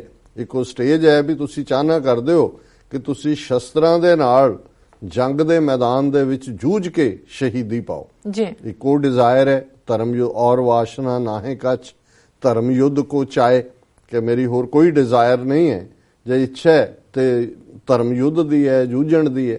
ਔਰ ਇਹ ਵੀ ਅਸੀਂ ਪੜ੍ਹਦੇ ਹਾਂ ਕਿ ਭਾਈ ਕਿਵੇਂ ਜਿਹੜਾ ਅਖੀਰਲੇ ਸਾਹ ਤੱਕ ਔਰ ਅਖੀਰਲੀ ਗੋਲੀ ਤੱਕ ਜੂਝਣਾ ਸੱਚ ਦੇ ਲਈ, ਇਹ ਉਸ ਪਰਮ ਪਦ ਨੂੰ ਹਾਸਲ ਕਰਵਾਉਂਦਾ ਜੀ। ਦੂਸਰਾ ਐਸਪੈਕਟ, ਜਦੋਂ ਤੁਸੀਂ ਜ਼ਿੰਦਗੀ ਦੇ ਵਿੱਚ ਬੇਸ਼ੱਕ ਪਰਿਵਾਰਕ ਜੀਵਨ ਦੇ ਵਿੱਚ ਆਪਣਾ ਐਜੂਕੇਸ਼ਨ ਹੈ, ਕਿੱਤਾ ਹੈ, ਕਾਰੋਬਾਰ ਹੈ ਕਰ ਰਹੇ ਹੋ, ਕੁਝ ਘਟਨਾਵਾਂ ਇਸ ਕਿਸਮ ਦੀਆਂ ਤੁਹਾਡੇ ਆਲੇ ਦੁਆਲੇ 'ਚ ਵਾਪਰਦੀਆਂ ਨੇ, ਤੁਹਾਨੂੰ ਲੱਗਦਾ ਹੈ ਵੀ ਨਹੀਂ ਮੇਰੇ ਲਈ ਹੁਣ ਇਹ ਪਹਿਲ ਨਹੀਂ ਹੈ, ਮੇਰੇ ਲਈ ਇਹ ਜਸਟਿਸ ਲਈ ਖਲੋਣਾ ਪਹਿਲ ਹੈ, ਇਨਸਾਫ ਲਈ ਖਲੋਣਾ ਪਹਿਲ ਹੈ। ਤੁਹਾਡਾ ਰੂਹਾਨੀ ਸਫ਼ਰ ਚੱਲ ਰਿਹਾ ਹੁੰਦਾ ਆਪਣੇ ਤੌਰ ਤਰੀਕੇ ਨਾਲ, ਪਰ ਤੁਹਾਡੀ ਦੂਸਰੀ ਧਾਰਾ ਬਦਲ ਜਾਂਦੀ ਹੈ ਜੀਵਨ ਦੇ ਵਿੱਚ। ਤੁਸੀਂ ਆਪਣੇ ਸੁੱਖ, ਪਰਿਵਾਰਕ ਸੁੱਖ, ਵੱਡਾ ਘਰ, ਵੱਡੀ ਗੱਡੀ, ਵੱਡਿਆਂ ਦੇ ਥਾਂ ਤੁਹਾਨੂੰ ਖਿਆਲ ਹੀ ਨਹੀਂ ਹੁੰਦਾ ਕਿ ਵੀ ਇਹ ਵੀ ਜ਼ਿੰਦਗੀ ਦੇ ਕੋਈ ਤੁਹਾਡੇ ਲਈ ਉਹੀ ਇੱਕ ਧੁਨ ਹੁੰਦੀ ਹੈ, ਉਹਨੂੰ ਤੁਸੀਂ ਜਨੂਨ ਕੋ, ਲਗਨ ਕੋ, ਪੁੱਠੇ ਪਾਸੇ ਲੱਗਣਾ ਕੋ, ਕੁਛ ਕੋ ਜੀ। ਸੋ ਸਾਡੀ ਜਨਰੇਸ਼ਨ 'ਚ ਘੱਟੋ ਘੱਟ 70ਵਿਆਂ ਦੇ ਲੇਟਰੇ ਪਾਰਟ 'ਚ ਜਿਹੜੇ ਭਾਵੇਂ ਸਟੂਡੈਂਟ ਸਨ, ਜਿਨ੍ਹਾਂ 'ਚ ਅਲਰਟਨੈਸ ਸੀ, ਜਿਨ੍ਹਾਂ ਨੂੰ ਪਤਾ ਸੀ ਆਲੇ ਦੁਆਲੇ ਕੀ ਹੋ ਰਿਹਾ ਹੈ, ਉਹ ਜ਼ਰੂਰ ਇਹ ਸੋਚਦੇ ਸੀ ਔਰ ਕਿਤੇ ਨਾ ਕਿਤੇ ਪਰਿਵਾਰਾਂ ਦੇ ਵਿੱਚ ਸਿੱਖੀ ਸੀ, ਸਿੱਖੀ ਵੈਲਿਊਜ਼ ਸਨ ਜੀ। ਉਹ ਸਮਝ ਰਹੇ ਸੀ ਕਿ ਵੀ ਪੰਥ ਖਤਰੇ 'ਚ ਹੈ ਔਰ ਪੰਥ ਦੇ ਉੱਤੇ ਖਤਰਾ ਮੰਡਰਾ ਰਿਹਾ ਹੈ। ਔਰ 13 ਅਪ੍ਰੈਲ 1978 ਦੇ ਵਾਕਿਆ ਨੇ ਉਸ ਗੱਲ ਨੂੰ ਬਿਲਕੁਲ ਸਪਸ਼ਟ ਕਰ ਦਿੱਤਾ ਹੈ। 78 ਤੋਂ 84 ਤੱਕ ਫਿਰ ਸੰਤ ਪਿੰਡਰਾਂ ਵਾਲਿਆਂ ਦੀ ਬਦੌਲਤ ਇੱਕ ਅਵੇਅਰਨੈਸ, ਔਰ ਜੂਨ 84 ਤੋਂ ਬਾਅਦ ਤਾਂ ਫਿਰ ਸਿੱਧੀ ਟੱਕਰ ਹੋ ਗਈ ਜੀ। ਔਰ ਉਹਦੇ 'ਚ ਜ਼ਾਹਰ ਸੀ ਕਿ ਵੀ ਜਾਂ ਤੁਸੀਂ ਬਾਜ਼ਮੀਰ ਹੋ ਜਾਂ ਬੇਜ਼ਮੀਰ ਹੋ। ਜੇ ਤੁਸੀਂ ਬਾਜ਼ਮੀਰ ਹੋ ਤਾਂ ਫਿਰ ਤੁਸੀਂ ਖਲੋਵੋਗੇ, ਉਹ ਹਥਿਆਰ ਚੁੱਕੋ, ਉਹ ਕਲਮ ਚੁੱਕੋ, ਉਹ ਕੋਈ ਹੋਰ ਗੱਲ ਕਰੋ। ਕੋਈ ਜੁਝਾਰੂ ਸਿੰਘ ਜੂਝ ਕੇ ਸ਼ਹੀਦੀਆਂ ਪਾਈਆਂ, ਕੋਈ ਜਸਵੰਤ ਸਿੰਘ ਖਾਲੜਾ ਵਰਗੇ ਆਪਣੇ ਕੰਮ 'ਚ ਲੱਗਿਆਂ ਨੇ ਸ਼ਹੀਦੀਆਂ ਪਾਈਆਂ। ਹੁਣ ਉਸ ਦੌਰ ਦੇ ਵਿੱਚ, ਔਰ ਇਹਦੇ 'ਚ ਇੱਕ ਗੱਲ ਮੈਂ ਹੋਰ ਇਸ ਟੌਪਿਕ ਦੇ ਉੱਤੇ ਜ਼ਰੂਰ ਕਹਿਣੀ ਚਾਹੁੰਦਾ ਜੀ, ਸ਼ਹੀਦ ਦੇ ਰੁਤਬੇ ਨੂੰ ਕੋਈ ਡਿਬੇਟ ਨਹੀਂ ਕਰ ਸਕਦਾ। ਉਹ ਸਾਡਾ ਵੈਲਿਊ ਸਿਸਟਮ ਹੋਏ, ਇਸਲਾਮ ਹੋਏ, ਉਹਦਾ ਰੁਤਬਾ ਬਹੁਤ ਉੱਚਾ ਹੈ, ਬਹੁਤ ਉੱਚਾ। ਲੇਕਿਨ ਇਹਦੇ 'ਚ ਵੀ ਕੋਈ ਸ਼ੱਕ ਨਹੀਂ ਹੈ ਕਿ ਕਿਸੇ ਕਾਜ਼ ਲਈ ਮਰਨਾ ਬਹੁਤ ਔਖਾ ਹੈ, ਨੋ ਡਾਊਟ ਅਬਾਊਟ, ਪਰ ਸ਼ਾਇਦ ਕਿਸੇ ਕਾਜ਼ ਲਈ ਜਿਉਣਾ ਸ਼ਾਇਦ ਮਰਨ ਤੋਂ ਵੀ ਔਖਾ ਹੈ। ਜੀ ਜੀ। ਹੁਣ ਤੁਸੀਂ ਪੁੱਛੋਗੇ ਕਿਉਂ? ਬਿਲਕੁਲ ਜ਼ਾਹਰ ਹੈ ਕਿ ਜਿਹੜਾ ਸ਼ਹੀਦ ਹੈ ਉਹ ਇੱਕ ਜਜ਼ਬੇ ਦੇ ਨਾਲ ਸਰਸ਼ਾਰ ਹੈ, ਭਰਿਆ ਹੈ। ਉਹ ਜਾਂਦਾ ਹੈ, ਟਕਰਾ ਜਾਂਦਾ ਹੈ, ਆਪਣੇ ਸਰੀਰ ਦਾ ਠੀਕਰਾ ਦੁਸ਼ਟ ਦੇ ਸਿਰ ਤੇ ਭੰਨ ਕੇ ਅਕਾਲ ਪੁਰਖ ਦੀ ਗੋਦ 'ਚ ਪਹੁੰਚ ਕੇ ਸੁਰਖਰੂ ਹੋ ਜਾਂਦਾ ਹੈ। ਜਦੋਂ ਤੁਸੀਂ ਉਸ ਸ਼ਹੀਦ ਦੇ ਡੁੱਲੇ ਕਾਜ਼ ਲਈ, ਉਸ ਦੇ ਖੂਨ ਲਈ ਖਲੋਂਦੇ ਹੋ ਤੇ ਤੁਸੀਂ ਨਿੱਤ ਮਰਦੇ ਹੋ। ਬਿਲਕੁਲ। ਕਿਉਂਕਿ ਜਦੋਂ ਭਗਤਾਂ ਕੀ ਚਾਲ ਨਿਰਾਲੀ ਵਾਂਗ ਤੁਹਾਡਾ ਇੱਕ ਡਿਫਰੈਂਟ ਤੇ ਤੁਸੀਂ ਕੰਮ ਕਰ ਰਹੇ ਹੋ, ਪਹਿਲਾਂ ਤਾਂ ਤੁਹਾਨੂੰ ਆਪਣੇ ਘਰਦਿਆਂ ਤੋਂ ਸ਼ੁਰੂ ਹੁੰਦਾ ਹੈ ਕੰਮ, ਕਿਉਂਕਿ ਜਿਨ੍ਹਾਂ ਨੇ ਤੁਹਾਨੂੰ ਡਾਕਟਰ ਬਣਾਇਆ, ਇੰਜੀਨੀਅਰ ਬਣਾਇਆ, ਪੜ੍ਹਾਇਆ, ਲਿਖਾਇਆ, ਉਹਨਾਂ ਦੀ ਤਾਂ ਕਾਮਨਾ ਇਹੀ ਹੁੰਦੀ ਹੈ ਨਾ ਕਿ ਵੀ ਉਹਨਾਂ ਦੇ ਪੁੱਤਰ ਜਾਂ ਧੀਆਂ ਜਿਸ ਸੌਦੇ ਤੇ ਉਹ ਆਪ ਸਨ ਉਸ ਤੋਂ ਇੱਕ ਕਦਮ ਅੱਗੇ ਜਾਣ, ਸੋਹਣਾ ਘਰ ਹੋਏ, ਚਾਂਦ ਜਿਹੀ ਬਹੂ ਹੋਏ, ਅੱਗੋਂ ਹੋਰ ਉਹ ਜਿਹੜੇ ਨੇ ਨਿਆਣੇ ਹੋਣ। ਉਹਨਾਂ ਦੀ ਦੁਨੀਆ ਤਾਂ ਇੱਥੋਂ ਤੱਕ ਹੀ ਹੁੰਦੀ ਹੈ ਔਰ ਉਹਨਾਂ ਨੂੰ ਕੋਈ ਇਸ ਲਈ ਸ਼ਬਦ ਸਭ ਤੋਂ ਜ਼ਿਆਦਾ ਤਾਤੀ ਵਾਹ ਨਾ ਲੱਗੇ ਹੀ ਪੜਿਆ ਜਾਂਦਾ ਵੀ ਕਿਤੇ ਤੱਤੀ ਵਾਹ ਨਾ ਲੱਗੇ।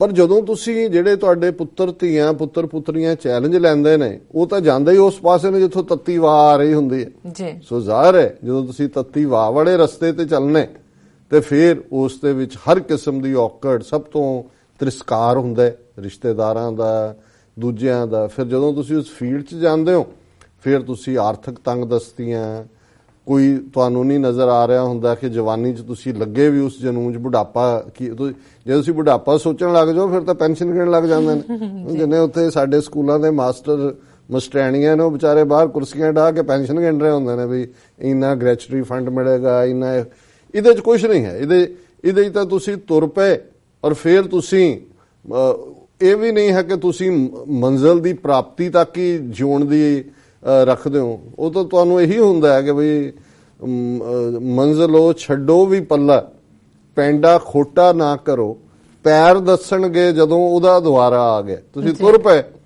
ਔਰ ਉਸ ਤੱਕ ਕਦੋਂ ਪਹੁੰਚਣਾ ਹੈ ਉਹ ਤਾਂ ਇਸ਼ਕ ਤਾਂ ਉਸ ਤੁਰਨ ਦਾ ਹੀ ਹੈ। ਪਹੁੰਚਣਾ ਪਹੁੰਚਾਣਾ ਇਹ ਕਿਸੇ ਹੋਰ ਦਾ ਕੰਮ ਹੈ, ਇਹ ਰੱਬ ਦਾ ਮਹਿਕਮਾ ਹੈ। ਹੁਣ ਜਿਸ ਸ਼ਖਸੀਅਤ ਨੂੰ ਮੈਂ ਇਹ ਅੱਜ ਟ੍ਰਿਬਿਊਟ ਦੇ ਰਿਹਾ ਹਾਂ, ਸਰ ਮਨਮੋਹਨ ਸਿੰਘ ਖਾਲਸਾ, ਇਹ ਉਹਨਾਂ ਚੋਂ ਸਨ ਜਿਹੜੇ ਪਰ ਜਵਾਨੀ ਦੇ ਵਿੱਚ 70ਵਿਆਂ 'ਚ ਇਸ ਪਾਸੇ ਤੁਰੇ। ਚੰਡੀਗੜ੍ਹ ਦੇ ਰਹਿਣ ਵਾਲੇ ਸਟੂਡੈਂਟ, ਇਹ ਉਹੀ ਫੋਕਸ ਪੀਰੀਅਡ ਸੀ। Sir Kapur Singh, inspiring force, Dal Khalsa ji, ਉਹ ਜਥੇਬੰਦੀ, ਬਹੁਤ ਸਾਰੇ ਤਾਂ ਖਾਲਿਸਤਾਨੀ ਜੂਨ 84 ਤੋਂ ਬਾਅਦ ਬਣੇ, ਲੇਕਿਨ ਜਿਨ੍ਹਾਂ ਨੇ ਸਭ ਤੋਂ ਪਹਿਲਾਂ ਦਲ ਖਾਲਸਾ ਜਥੇਬੰਦੀ ਫਾਰਮ ਕੀਤੀ, ਜਿਹਦਾ ਸਪਸ਼ਟ ਨਿਸ਼ਾਨਾ ਖਾਲਿਸਤਾਨ ਦੀ ਕਾਇਮੀ ਸੀ, ਮਸ਼ਾਲਾਂ ਲੈ ਕੇ। ਉਦੋਂ ਬਾਕੀ ਤਾਂ ਸਿੱਖ ਬੇਵਕੂਫ ਸਮਝਦੇ ਸੀ ਇਹਨਾਂ ਨੂੰ, ਪਰ ਕੁਝ ਨੌਜਵਾਨ, ਉਹ ਚੰਡੀਗੜ੍ਹ 'ਚ ਹੋਣ, ਜਲੰਧਰ 'ਚ ਵੀ ਮੈਨੂੰ ਯਾਦ ਹੈ ਮਿਲਾਪ ਚੌਂਕ ਦੇ ਨੇੜੇ ਤੇੜੇ ਮੈਂ 5-7 ਨੌਜਵਾਨ ਮਸ਼ਾਲਾਂ ਫੜ ਕੇ ਜਿਹੜਾ ਉਹ ਮਾਰਚ ਕਰਦੇ ਦੇਖੇ। ਅਨੰਦਪੁਰ ਸਾਹਿਬ 'ਚ ਉਹਨਾਂ ਨੇ ਹੋਲੇ ਮਹੱਲੇ ਦੇ ਮੌਕੇ ਖਾਲਿਸਤਾਨੀ ਝੰਡਾ ਲਹਿਰਾਇਆ। ਪਰ ਆਮ ਇਹ ਲੱਗਦਾ ਸੀ ਔਰ ਅੱਜ ਤੱਕ ਵੀ ਹੁੰਦਾ ਹੈ ਜੀ, ਜ਼ੈਲ ਸਿੰਘ ਨੇ ਜਿਵੇਂ ਸੰਤ ਪਿੰਡਾਂ ਵਾਲਿਆਂ ਨੂੰ ਗਿਆਨੀ ਜ਼ੈਲ ਸਿੰਘ ਸੰਜੇ ਗਾਂਧੀ ਦੇ ਖਾਤੇ 'ਚ ਪਾਇਆ ਜਾਂਦਾ, ਇਵੇਂ ਹੀ ਦਲ ਖਾਲਸਾ ਦੀ ਆਮਦ ਨੂੰ ਵੀ ਜਿਹੜਾ ਉਹਦੇ ਨਾਲ ਜੋੜਿਆ ਜਾਂਦਾ। ਪਰ ਇਹ ਉਹ ਨੌਜਵਾਨ ਸਨ ਜਿਹੜੇ ਧਈਆ ਕਰਕੇ ਨਿਕਲੇ ਔਰ ਫਿਰ ਨਿਕਲੇ, ਕਰੀ ਨਹੀਂ ਪਰਤੇ। ਔਰ ਉਹਨਾਂ ਦੇ ਜਿਹੜੇ ਕਾਰਨਾਮੇ ਨੇ, ਜਿਹਦੇ ਚ ਦਲ ਖਾਲਸਾ ਨੇ, ਸੰਤ ਪਿੰਡਾਂ ਵਾਲਿਆਂ ਨੇ ਆਪਣੀਆਂ ਸਪੀਚਸ ਪਾਈ, ਗਜਿੰਦਰ ਸਿੰਘ ਦਲ ਖਾਲਸਾ ਉਹਨਾਂ ਦੀ ਤਾਰੀਫ ਕੀਤੀ ਹੈ। 80ਵਿਆਂ ਦੇ ਵਿੱਚ ਹੀ ਸ਼ੁਰੂ ਚ ਦਲ ਖਾਲਸਾ ਦੇ ਉੱਤੇ ਪਾਬੰਦੀ ਲੱਗੀ। ਮਨਮੋਹਨ ਸਿੰਘ ਖਾਲਸਾ ਜਿਹੜੇ ਨੇ ਉਹ ਛੱਡ ਕੇ UK ਆ ਗਏ।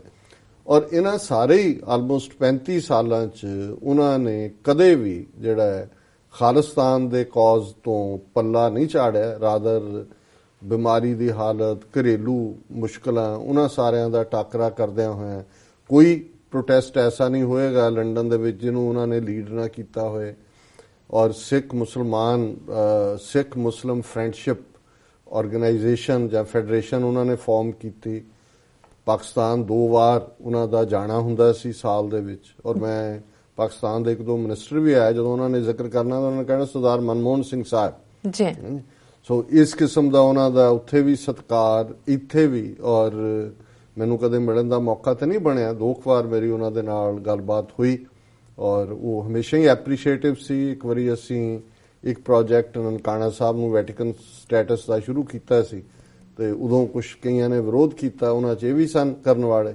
ਪਰ ਕੁਝ ਸਮੇਂ ਬਾਅਦ, 1-2 ਸਾਲ ਬਾਅਦ ਉਹਨਾਂ ਨੇ ਮੈਨੂੰ ਕਾਲ ਕਰਕੇ ਮੁਆਫੀ ਮੰਗੀ, ਕਹਿਣ ਲੱਗੇ ਸਾਨੂੰ ਸਮਝ ਹੀ ਨਹੀਂ ਸੀ ਤੁਸੀਂ ਕੀ ਕਹਾ, ਹੁਣ ਸਾਨੂੰ ਸਮਝ ਆਈ ਕਿ ਤੁਸੀਂ ਕਿਸ ਲੈਵਲ। ਉਹਨਾਂ ਨੇ ਕਿਹਾ ਜੀ ਅਸੀਂ ਖਾਮਖਾਈ ਵਿਰੋਧ ਕਰਦੇ ਰਹੇ। ਤੇ ਇਹ ਬਹੁਤ ਵੱਡੀ ਗੱਲ ਹੁੰਦੀ ਹੈ, ਕਿਉਂਕਿ ਹਾਲਾਂਕਿ ਬਹੁਤਿਆਂ ਨੂੰ ਲੱਗਦਾ ਹੁੰਦਾ ਜੀ ਅਸੀਂ ਪੁਰਾਣੇ ਤੁਰੇ ਹੋਏ ਆ, ਇਹ ਨਵੇਂ ਕਿੱਥੋਂ ਆਈਡੀਆਜ਼ ਲਿਆ ਰਹੇ ਨੇ, ਕੀ ਕਰ ਰਹੇ ਨੇ। ਸੋ ਸਰ ਮਨਮੋਹਨ ਸਿੰਘ ਖਾਲਸਾ ਲਗਭਗ 70 ਸਾਲ ਦੀ ਉਮਰ ਭੋਗ ਕੇ ਪਿਛਲੇ ਦਿਨੀ ਉਹ ਚੜ੍ਹਾਈ ਕਰ ਗਏ ਨੇ।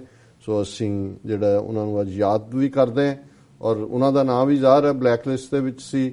ਔਰ ਪਿਛਲੀ ਜਦੋਂ ਲਾਸਟ ਟਾਈਮ ਹੋਇਆ ਉਹਨਾਂ ਨੇ ਬਲੈਕ ਲਿਸਟ 'ਚੋਂ ਉਹਨਾਂ ਨੂੰ ਕੱਢ ਦਿੱਤਾ ਹੈ। ਔਰ ਉਹਦੇ 'ਚ ਫਿਰ ਉਹਨਾਂ ਨੂੰ ਪੁੱਛਿਆ ਗਿਆ ਜੀ ਹੁਣ ਤੁਸੀਂ ਇੰਡੀਆ ਜਾਓਗੇ। ਔਰ ਉਹਨਾਂ ਦੀ ਜਿਹੜੀ ਲਾਈਨ ਹੈ ਮੈਂ ਕੋਟ ਕਰਨਾ ਚਾਹੁੰਦਾ ਕਿ I would prefer to die in a foreign country as a rebel than return to Punjab as a defeated person. ਕਿ ਮੈਂ ਬਾਹਰਲੀ ਧਰਤੀ ਦੇ ਉੱਤੇ ਇੱਕ ਬਾਗੀ ਦੇ ਤੌਰ ਤੇ ਮਰਨਾ ਜ਼ਿਆਦਾ ਪਸੰਦ ਕਰਾਂਗਾ ਇਸ ਦੇ ਉਲਟ ਕਿ ਮੈਂ ਪੰਜਾਬ ਦੀ ਧਰਤੀ ਤੇ ਇੱਕ ਹਾਰੇ ਹੋਏ ਬੰਦੇ ਦੀ ਤਰ੍ਹਾਂ ਉੱਥੇ ਮੈਂ ਵਾਪਸ ਮੁੜਾਂ। ਸੋ ਇਹ ਹੈ ਸਪਿਰਿਟ। ਜਦੋਂ ਮੈਂ ਕਹਿੰਦਾ ਕਿ ਵੀ ਇਹ ਹਰ ਦਿਨ ਜਿਉਣਾ ਹੁੰਦਾ ਜਾਂ ਹਰ ਦਿਨ ਮਰਨਾ ਹੁੰਦਾ, ਮਰਨਾ ਇਸ ਲਈ ਹੁੰਦਾ ਵੀ ਤੁਸੀਂ ਉਹ ਸਭ ਕੁਝ ਨੈਗੇਟਿਵ ਨੂੰ ਝੇਲ ਰਹੇ ਹੁੰਦੇ ਹੋ। ਜੀਣਾ ਇਸ ਲਈ ਹੁੰਦਾ ਕਿ ਵਾਰੀਅਰ ਜਿਹੜਾ ਉਹ ਕਦੇ ਵੀ ਨਹੀਂ ਮਰਦਾ ਹੈ, ਉਹ ਈਵਨ ਮੌਤ ਨੂੰ ਵੀ ਸ਼ਰਮਿੰਦਾ ਕਰ ਦਿੰਦਾ ਕਿਉਂਕਿ ਤੁਸੀਂ ਹਰ ਦਿਨ ਜ਼ਿੰਦਗੀ ਦੇ ਵਿੱਚ ਜਿਉਂਦੇ ਹੋ ਔਰ ਤੁਸੀਂ ਉਸ ਕਾਜ਼ ਨੂੰ ਸਮਰਪਿਤ ਹੁੰਦੇ ਹੋ ਜਿਹੜਾ ਕਾਜ਼ ਅੱਜ ਵੀ 33 ਵਰੇ ਬੀਤਣ ਬਾਅਦ ਜੂਨ 84 ਤੋਂ ਅੱਜ ਵੀ ਉਵੇਂ ਹੀ ਹੈ। ਖਾਲਿਸਤਾਨ ਦੇ ਕਿੰਨੇ ਲੋਕ ਆਏ, ਕਿੰਨੇ ਜਹਾਜ਼ਾਂ ਤੇ ਕਿਦੇ ਚੜ ਗਏ, ਕੌਣ ਵਿਕਿਆ, ਕੌਣ ਡਿੱਗਿਆ, ਕੌਣ ਕਿੱਧਰ ਨੂੰ ਗਿਆ, ਇਹ ਸਾਰਾ ਪਾਠ ਜਿਹੜਾ ਔਰ ਅਸੀਂ ਇਹ ਯਾਦ ਕਰਦੇ ਹਾਂ ਇਸ ਬਹਾਦਰ ਯੋਧੇ ਨੂੰ ਜੀ। ਔਰ ਇਹ ਤਾਂ ਠੀਕ ਹੈ ਕਿ ਭਾਈ ਸਭ ਨੇ ਜਾਣਾ ਅਲਟੀਮੇਟਲੀ, ਲੇਕਿਨ ਇਹ ਉਹ ਜ਼ਿੰਦਗੀ ਹੈ ਜਿਸ ਨੂੰ ਅਸੀਂ ਸੈਲੀਬ੍ਰੇਟ ਵੀ ਕਰਦੇ ਹਾਂ, ਜਿਹੜੀ ਰੀਅਲ ਇਨਸਪੀਰੇਸ਼ਨ ਮੋਟੀਵੇਸ਼ਨ ਹੈ। ਔਰ ਇਸ ਸੈਕਸ਼ਨ 'ਚ ਬੇਸ਼ੱਕ ਵਕਤ ਅੱਗੇ ਨੂੰ ਜਾ ਰਿਹਾ ਹੈ। ਮਾਤਾ ਬਲਵੰਤ ਕੌਰ ਖਹਿਰਾ ਹੁਣ ਬਹੁਤ ਵਾਰ ਜਦੋਂ ਅਸੀਂ ਬਹਾਦਰ ਯੋਧਿਆਂ ਦੀ ਗੱਲ ਕਰਦੇ ਹਾਂ, ਉਹਨਾਂ ਦੀਆਂ ਮਾਤਾਵਾਂ, ਬੱਚੇ ਤਾਂ ਸਾਰਿਆਂ ਨੂੰ ਹੀ ਪਿਆਰੇ ਹੁੰਦੇ ਨੇ। ਮੈਂ ਇੱਕ ਕਿਤੇ ਡਾਇਲੌਗ ਪੜ੍ਹ ਰਿਹਾ ਸੀ, ਉਹ ਬੱਚੇ ਡਰ ਰਹੇ ਨੇ ਮਾਂ ਤੋਂ ਕਿਸੇ ਗੱਲ ਤੋਂ, ਤਾਂ ਮਾਂ ਉਹਨਾਂ ਨੂੰ ਕਹਿੰਦੀ ਹੈ ਕਿ ਵੀ ਨਹੀਂ ਬੱਚਿਓ ਡਰੋ ਨਾ, ਡੈਣ ਤੋਂ ਦੁਨੀਆ ਡਰਦੀ ਹੈ ਪਰ ਡੈਣ ਵੀ ਆਪਣੇ ਬੱਚੇ ਨਹੀਂ ਖਾਂਦੀ। ਸੋ ਇੱਕ ਵੇ ਐਕਸਪ੍ਰੈਸ ਕਰਨ ਦਾ। ਪਰ ਮੈਂ ਸਮਝਦਾ ਵੀ ਮਾਵਾਂ ਦੇ ਲਈ ਜਿੱਥੇ ਪੁੱਤਰ ਧੀਆਂ ਔਰ ਖਾਸ ਤੌਰ ਤੇ ਜਿਹੜੇ ਕੌਮ ਦੇ ਲਈ ਤੁਰਦੇ ਨੇ ਉਹਨਾਂ ਨੂੰ ਤੋਰਨਾ, ਤੇ ਜੇ ਤੁਰਿਆਂ ਚੋਂ ਫਿਰ ਜਿਹੜੇ ਵਿਛੜ ਜਾਂਦੇ ਨੇ, ਸ਼ਹਾਦਤ ਦਾ ਜਾਮ ਪੀਂਦੇ ਨੇ, ਉਹਨਾਂ ਪਲਾਂ ਨੂੰ ਜਿਉਣਾ ਔਰ ਉਹਦੇ 'ਚ ਬਹਾਦਰ ਚਿਹਰਾ ਵੀ ਰੱਖਣਾ ਤੇ ਫਿਰ ਦੂਸਰਿਆਂ ਨੂੰ ਇਨਸਪਾਇਰ ਵੀ ਕਰਨਾ। ਔਰ ਜਿਨ੍ਹਾਂ ਪਰਿਵਾਰਾਂ ਨਾਲ ਮੇਰਾ ਸਬੰਧ ਵੀ ਰਿਹਾ, ਜਿੱਥੇ ਵੀ ਮੇਰਾ ਜਾਣ ਰਿਹਾ, 1991 'ਚ ਜਦੋਂ ਮੈਂ ਪੰਥਕ ਕਮੇਟੀ ਦੇ ਸਪੋਕਸਪਰਸਨ ਦੇ ਤੌਰ ਤੇ ਸੇਵਾ ਲਈ, 2000 ਅਸੀਂ ਕੈਲੀਫੋਰਨੀਆ ਤੋਂ ਸ਼ੁਰੂ ਕੀਤਾ। ਕੈਨੇਡਾ 'ਚ ਆਲਮੋਸਟ ਸਾਲ 'ਚੋਂ 6 ਮਹੀਨੇ ਮੇਰੇ ਕੈਨੇਡਾ 'ਚ ਗੁਜ਼ਰਦੇ ਸੀ। ਉੱਥੇ ਅਸੀਂ ਅਲੱਗ-ਅਲੱਗ ਯੂਨੀਵਰਸਿਟੀਆਂ 'ਚ ਸਿੱਖ ਸਟੂਡੈਂਟ ਐਸੋਸੀਏਸ਼ਨ ਫਾਊਂਡ ਕੀਤੀ।